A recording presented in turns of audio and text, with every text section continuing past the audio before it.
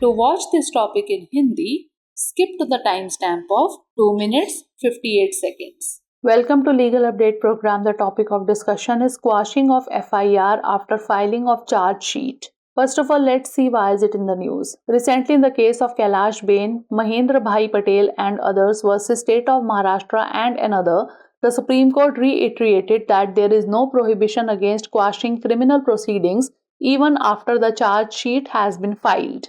Background of the case: the complainant or wife filed an FIR on 1st March 2013 accusing her in-laws and a family accountant of cruelty, physical abuse, and dowry demands under sections 498A, 323, 504, 506, read with section 34 of the IPC. The charge sheet in the case was filed on 30th July 2013. The appellant sought to quash the FIR and charge sheet under section 482 of the Code of Criminal Procedure, but the Bombay High Court dismissed their petition, leading to an appeal in the Supreme Court. Court observation: the Supreme Court bench comprising Justice P.S. Narasimha and Justice Pankaj Mithal quashed the FIR and charge sheet, noting that no new allegations came up after the charge sheet was filed. The charge sheet contained the same information as the first information report.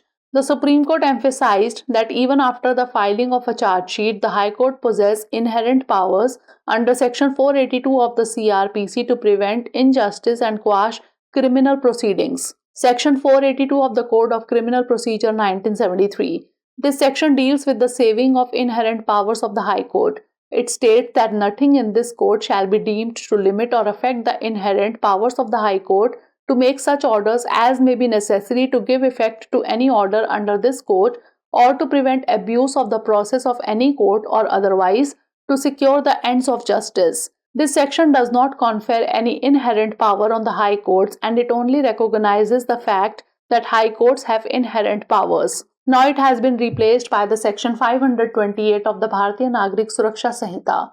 Case Law Vinod Kumar IAS versus Union of India and others 2021.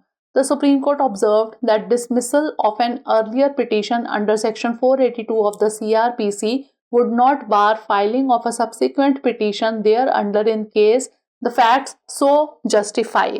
Now moving on to practice question. Under which section of the Bharatiya Nagrik Suraksha Sanhita are the inherent powers of the High Court recognized? Section 528, Section 432, Section 324 or Section 510? Send the answer of this question in the comment section. Thanks for watching. Legal update program में आपका स्वागत है। आज का हमारा चर्चा का विषय है आरोप पत्र दाखिल होने के बाद FIR रद्द करना। सबसे पहले जान लेते हैं कि यह चर्चा में क्यों है। हाल ही में कैलाश बेन, महेंद्र भाई पटेल एवं अन्य बनाम महाराष्ट्र राज्य एवं अन्य के मामले में सर्वोच्च न्यायालय ने दोहराया कि आरोप पत्र दायर होने के बाद भी आपराधिक कार्यवाही को रद्द करने पर कोई रोक नहीं है। मामले की पृष्ठभूमि: शिकायतकर्ता यानी पत्नी ने 1 मार्च 2013 को अपने ससुराल वालों और एक पारिवारिक अकाउंटेंट पर क्रूरता, शारीरिक शोषण और दहेज की मांग करने का आरोप लगाते हुए IPC की धारा 498A, 323, 504, 506 के साथ धारा 34 के तहत FIR दर्ज कराई। इस मामले में आरोप पत्र 30 जुलाई 2013 को दाखिल किया गया। अपीलकर्ताओं ने दंड प्रक्रिया संहिता की धारा 482 के तहत FIR और आरोप पत्र को रद्द करने की मांग की, लेकिन उच्च न्यायालय ने उनकी याचिका खारिज कर दी, जिसके कारण सर्वोच्च न्यायालय में अपील की गई। न्यायालय का अवलोकन: न्यायमूर्ति PS नरसिम्हा और न्यायमूर्ति पंकज मित्तल की सर्वोच्च न्यायालय की पीठ ने FIR और आरोप पत्र को खारिज कर दिया, यह देखते हुए कि आरोप पत्र दाखिल होने के बाद कोई नया आरोप सामने नहीं आया। आरोप पत्र में वही जानकारी थी जो प्रथम सूचना रिपोर्ट में थी।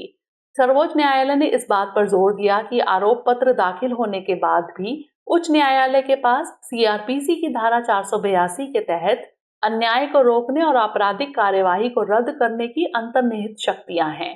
दंड प्रक्रिया संहिता 1973 की धारा 482। यह धारा उच्च न्यायालय की अंतर्निहित शक्तियों के संरक्षण से संबंधित है। इसमें कहा गया है कि इस संहिता में कोई भी बात उच्च न्यायालय की अंतर्निहित शक्तियों को सीमित या प्रभावित करने वाली नहीं मानी जाएंगी, जो इस संहिता के तहत किसी आदेश को प्रभावी करने के लिए या किसी न्यायालय की प्रक्रिया के दुरुपयोग को रोकने के लिए या अन्यथा न्याय के उद्देश्यों को सुरक्षित करने के लिए आवश्यक आदेश देने के लिए आवश्यक हो सकती हैं। यह धारा उच्च न्यायालयों को कोई अंतर्निहित शक्ति प्रदान नहीं करती है और यह केवल इस तथ्य को मान्यता देती है कि उच्च न्यायालयों के पास अंतर्निहित शक्तियां हैं। अब इसे भारतीय नागरिक सुरक्षा संघ की धारा 528 द्वारा प्रतिस्थापित किया गया है। संबंधित केस विनोद कुमार IAS बनाम भारत संघ एवं अन्य 2021। सर्वोच्च न्यायालय ने कहा कि CRPC की धारा 482 के तहत पहले की याचिका को खारिज करने से उसके तहत बाद की याचिका दायर करने पर रोक नहीं लगेगी अगर तथ्य उचित हो। आइए नोट कर लेते हैं अभ्यास प्रश्न। भारतीय नागरिक सुरक्षा संहिता की किस धारा के तहत उच्च न्यायालय की अंतर्निहित शक्तियों को मान्यता दी गई है? धारा 528, धारा 432, धारा 324 या फिर धारा 510? इसका उत्तर हमें कमेंट सेक्शन में जरूर भेजिएगा। धन्यवाद।